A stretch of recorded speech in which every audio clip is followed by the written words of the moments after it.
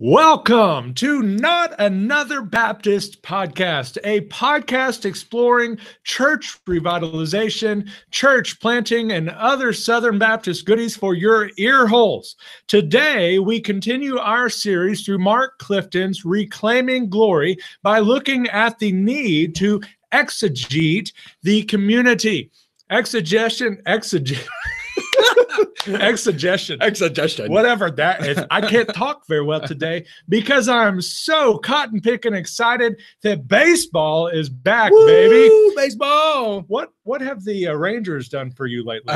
You know what? The Rangers, they have remained faithful and loyal to their fan base. And they have not winning. They have attempted to win. Okay, they've given it the old college try, but they have not. When was the last championship of any kind that they got? I can't remember. When was it? Do you remember? Oh, it was so long ago you forgot. Is that it? Because I can't remember the last time that the Houston Astros won anything. I can't.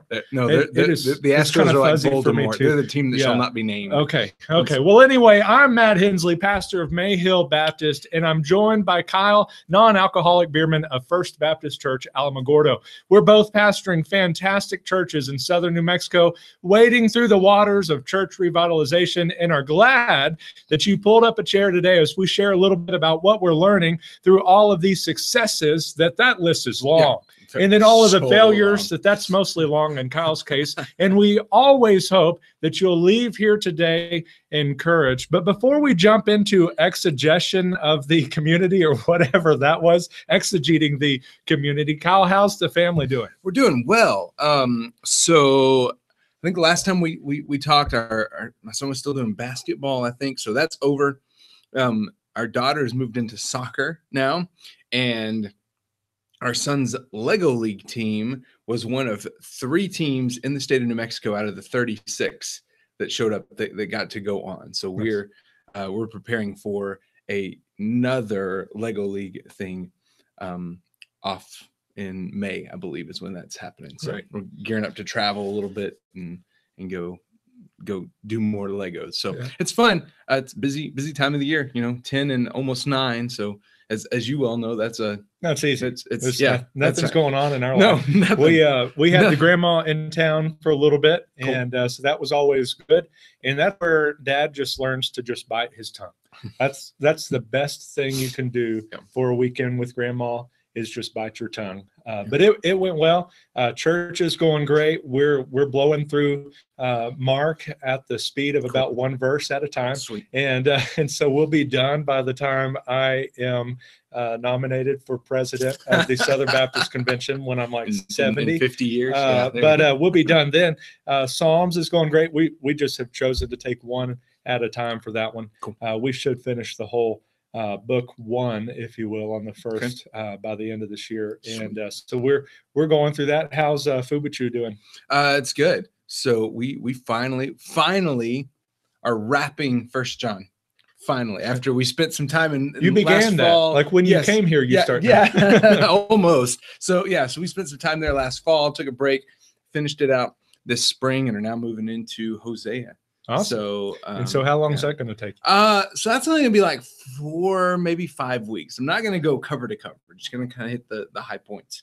Okay. And then this summer, late spring into summer, we're going to walk through not all the articles of the Baptist Faith and Message, but kind of hit some of the main ones. Are you saying that some aren't important? No, I'm saying we're gonna cover multiples each week. So I'm not going to devote 14 weeks to it. So. I understand. Well, by the time you're doing that, we will still be in Mark, maybe by chapter 2 at that point. And but yeah, things are awesome in both of our churches. We're glad you're here. And enough of all of the pleasantries that we begin our episode with. Let's jump right into our imperative of exegeting the community. Kyle, kick us off. Yes. So this is the third imperative in Mark Clifton's book, Reclaiming Glory.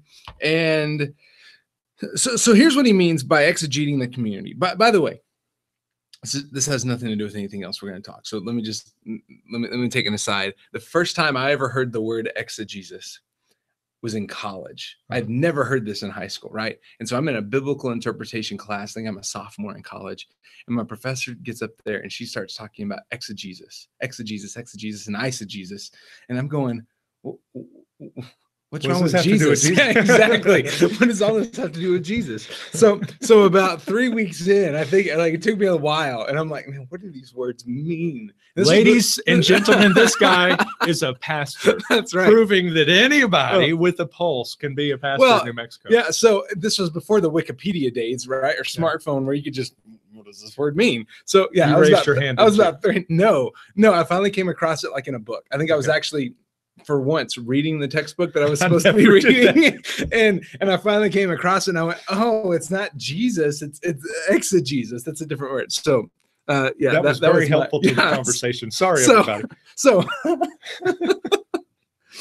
it's better than my exegesis. Not a helpful Baptist podcast. So exegeting the community. This is basically doing the work of a church planter as a either replanter or revitalization pastor. And that's simply getting to know the community, learning to know the community where your church is. Now, this is going to look a little bit different, obviously, in Mayhill than it does in Alamogordo. Because Mayhill, I know we've talked about this before. What's total population of Mayhill? 56, 50. Okay. So we're sitting at about 40,000. So still a relatively small community, right? So I mean, we have definitely some different neighborhoods. There's a little bit of a neighborhood right here around our church, but since we're in downtown, what's happening here is a lot of the old houses that are in our immediate neighborhood are being bought out by businesses. They're historic homes, really kind of picky about what you can and can't do with them.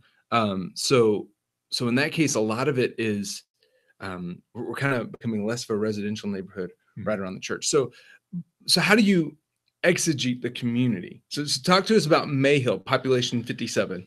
So I'm coming into it. You know, you've been here for a little bit, so you did some of these steps, you know, a few years back, and it's already changed a little bit there. Ours is going to be a very slow to change neighborhood, apart from just somehow there being an explosive growth. Right.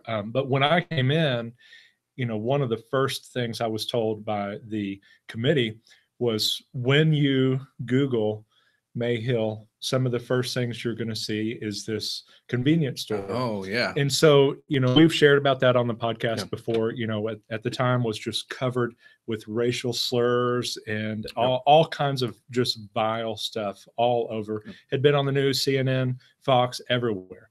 Awesome. And so that is the reputation of our town outside of the world. So that's what I was able to, you know, almost have a preconceived notion that I'm walking into Trumpville was, you know, that it was just going to be a very tense place. It was going to be very political. That's what I was expecting when I came in. But then I got there and I realized that all of the neighborhood around the church, you know, that giant number of 50 some odd people, cared not about that convenience store, was embarrassed by that convenience store, did not shop at that convenience store. And so I had to realize that everything that I kind of brought to the table to Mayhill was wrong.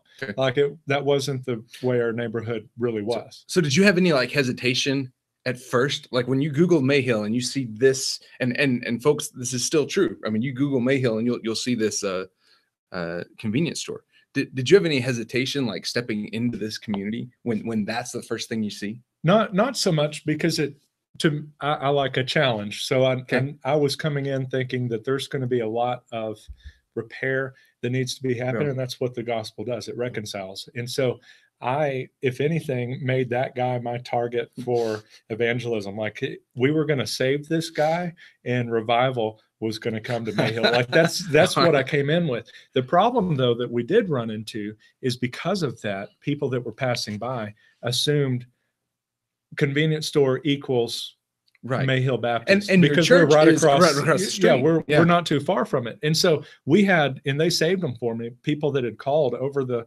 months asking, why haven't we done something about this convenience store? We can only assume that this guy is a member they of your assume church.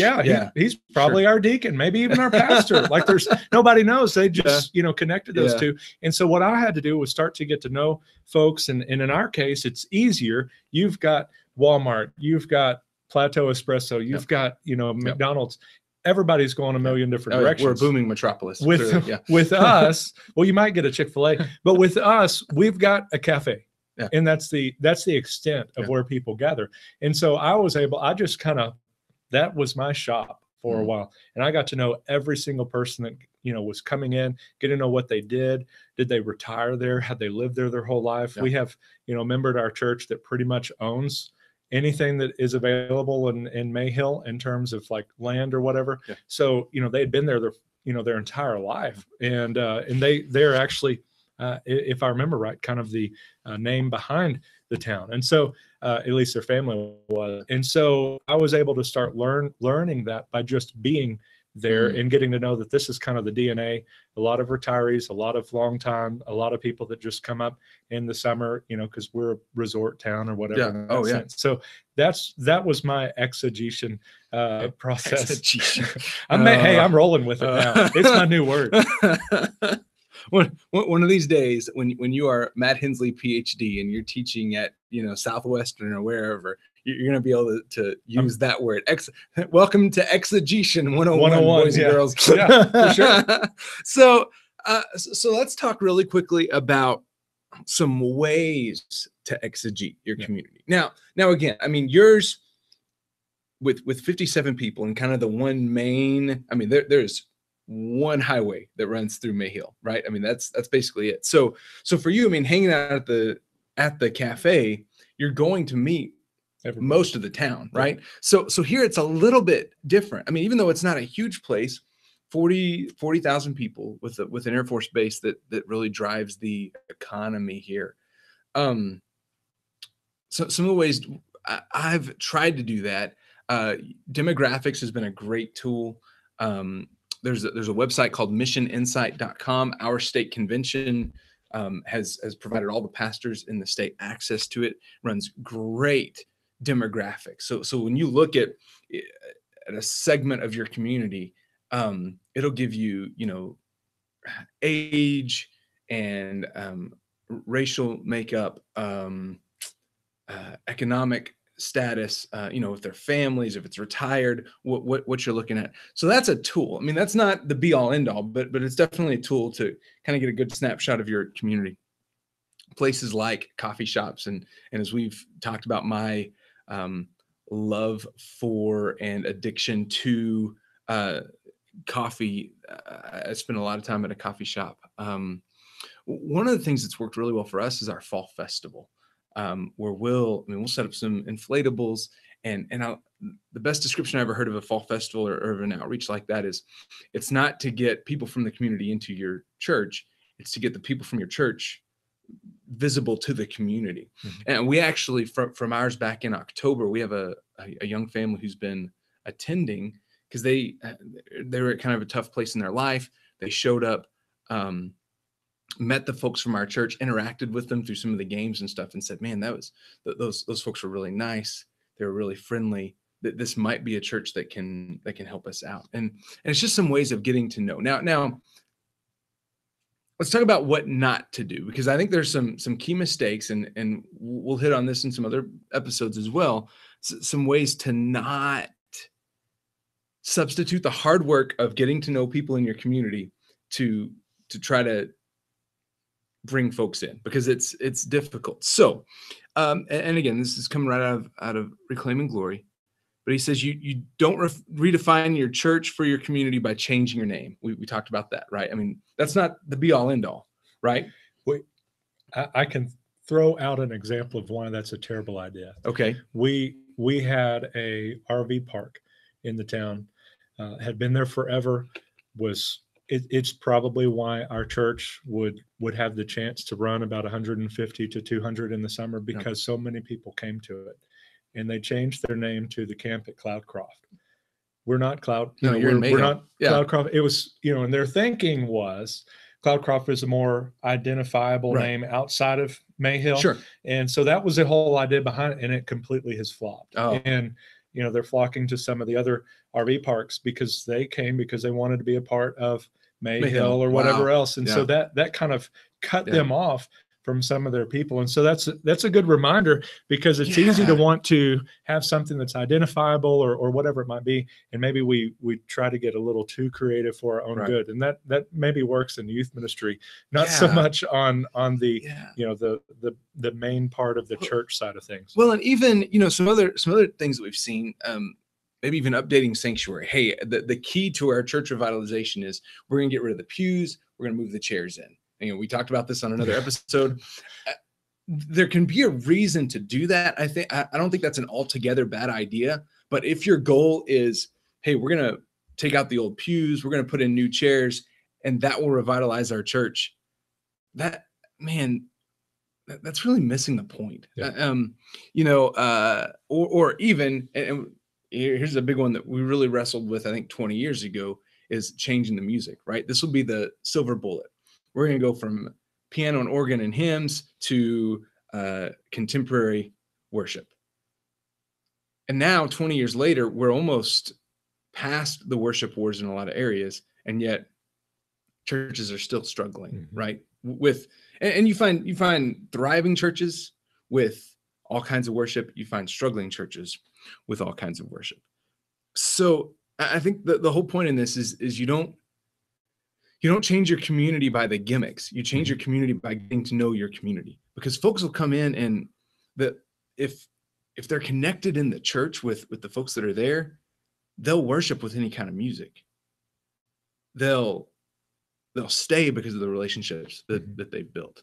So what else have you seen? One of the things I thought of in the difference, you mentioned the whole eisegesis and the exegesis. I think it goes back to what you were just saying, is we're trying to find out what does this community mean? What is it saying? What do they think about them? What are their needs? What do they see as the benefit of our church right next door? Versus, eisegesis, maybe what am I trying to put into this community? What am I trying to make this community look like, in my own perception or whatever, what I want it to be. And so I think that's part of what we need to figure out, is what is it saying? What is kind of the yearning behind this community? Some of that they're not going to know. They don't know that they need the gospel, but they know that, hey, I feel like I don't even know my neighbors right around. They need community. I feel like I'm just down in the dumps, and there's not a whole lot of money to be made here. What do they, they need the gospel. They need to realize, the satisfaction that's in Christ alone. And so we have to find out what is at its core, what is our community saying. Do you have anything else to add before we wrap it up? Well, I think, if there is a silver bullet, clearly it's putting a Starbucks in your lobby. That's it. That's all you need, right? full barista in the lobby. Would they say Merry Christmas when it comes to Christmas time? Yes, absolutely. Forcefully, that's how you do it. And yes, you will have a Merry Christmas, yes, or you will burn in hell. Well, on that note, we could not have taken this dumpster fire to another level without that. So thank you so much for Kyle. I do my part. I do what I can. That green tea went down the wrong way. But thanks so much for joining us today. We know there's a billion other things you could be doing, but you took the time to listen to this train wreck and all of its exegesis or Gesian glory. We hope it was helpful today and brought you some encouragement. And just really think about the community, what the needs are, learn it, love it, and just get all in your community and build those relationships. And that's where you're going to see some of those changes happen, not throwing in Starbucks in your lobby. And so if you haven't subscribed yet on iTunes, throw down a subscription there and a 5-star review or whatever podcast you use. Join us on Twitter or at Twitter, however you say that, at NAB_podcast, or on Facebook under our name, or visit www.notanother.baptistpodcast.com for more insight into what we're doing here and with our lives. So until next time, may your coffee be as black as night and as bold as the gospel you declare. Have a great day. Bye, and God bless.